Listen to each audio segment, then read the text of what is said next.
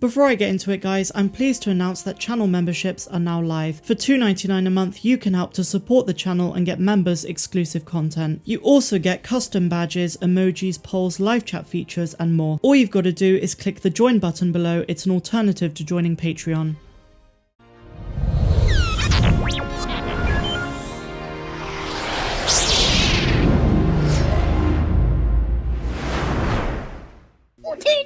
Hello my dear friends and welcome back to another Star Wars news update. In today's video we're going to be talking about The Mandalorian Season 3 and more. As always my dear Megalorians, before we dive into it, please may I ask you to hit that big red subscribe button if you've not done so, and also be sure to give that bell a good old tickle to be alerted each and every time that I post new videos. So without much further ado and without any more jibber jabber, let's dive straight into it. So over the last few weeks you guys have probably heard a lot about The Mandalorian Season 3 and how it's been delayed. There's been a lot of speculation, but now Collider have put out a new report explaining what's really going on inside Lucasfilm and why The Mandalorian Season 3 is in the position it's in. The report also reveals details for Obi-Wan Kenobi and the Book of Boba Fett, so let's take a look. The article is titled Exclusive, Here's When The Mandalorian Season 3 is Filming, New Details on the Book of Boba Fett Connection. While trying to get Star Wars Disney Plus news before the studio announces anything can be difficult, sources have provided some exclusive updates on The Mandalorian Season 3, the Book of Boba Fett and Star Wars Obi-Wan Kenobi. Star Wars fans are going to have to wait just a little bit longer for more adventures from The Mandalorian. Upcoming spin-off series The Book of Boba Fett has officially wrapped filming and is on schedule for a December premiere on Disney Plus,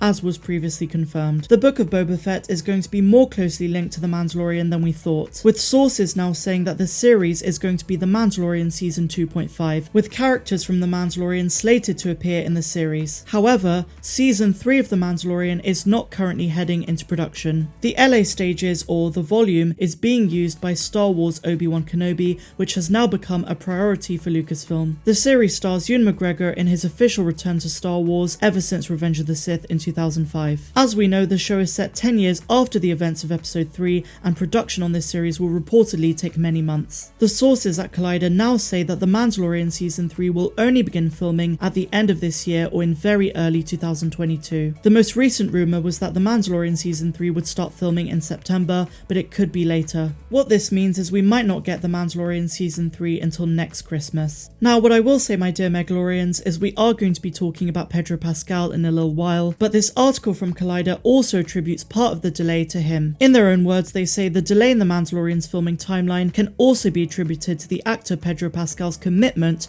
to The Last of Us. Production for the TV adaptation begins in July. This report is really telling, as we all suspected the Book of Boba Fett is for all intents and purposes The Mandalorian Season 2.5, basically a direct follow-up to what we got last year, and the show is going to bridge the gap between The Mandalorian Season 2 and 3. This explains why we've been having so many reports of big characters from The Mandalorian showing up in the Book of Boba Fett. As you guys know, I've reported that Grogu is probably going to show up in the Book of Boba after the friend of an extra on the show stated that he saw the Grogu puppet. And we also know that Cobb Vanth, Greef Karga and Djarin are all set to make cameos, so while it's bad news that we have to wait longer for The Mandalorian to return, the Book of Boba Fett is going to satisfy our hunger because it is essentially going to feel like the next season of the show, even if it is just a spin-off. As we learned in December, it is the next chapter before we get The Mandalorian Season 3. Now, this article also confirms other suspicions. A lot of crew leaks have shown that the Book of Boba Fett has the word Season 1 next to it quite a lot. This led a lot of us to wonder whether or not we're going to be getting multiple seasons of the show.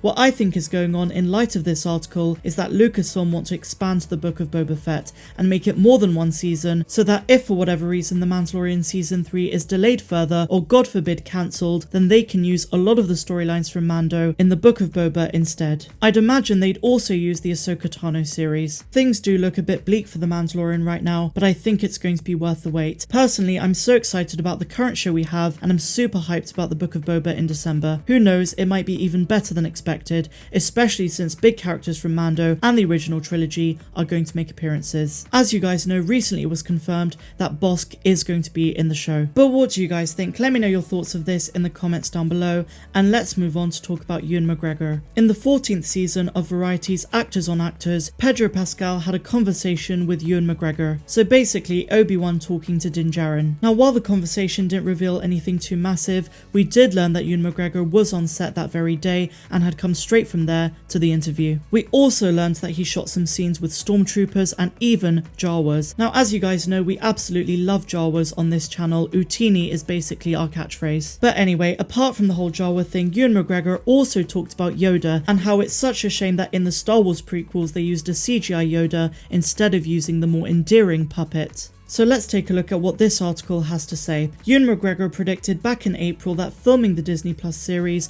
would feel more real compared to the prequels. Whereas the actor was forced to use green and blue screens for the majority of the prequels, he spoke very highly of the stagecraft volume. In his own words, he said, "I'm having such an amazing time down there with that incredible technology and not being in front of too much green screen and blue screen. It's like the beginning of Hollywood. It's almost like they had three-sided sets all in a row and a bunch of guys with wind-up cameras, and you would just go from one stage to another, one background to another. Well, we're doing sort of the same thing, except just the background changes instead of the stage." He went on to say, "I'm excited about it because I feel like anything's possible now, that you can invent stuff, interiors or exteriors, that don't exist in the real world and put us into that environment. And also you don't have to fly ever. I mean, traveling has been great for the first 30 years of my career, but now I just want to stay home. I just want to drive to work and drive home from work. I want a proper job." So the next part is when he talks about Yoda. It wasn't only the sets that vanished by jumping to digital, but also Master Yoda. McGregor told Pascal to appreciate working with a Yoda puppet on The Mandalorian. And of course in this case he was referring to Grogu. But going back to his experience with what he calls the real Yoda, he just turned into an entirely digital VFX creation during the prequels. The first film I did, I was so lucky to do my scenes with the Yoda puppet.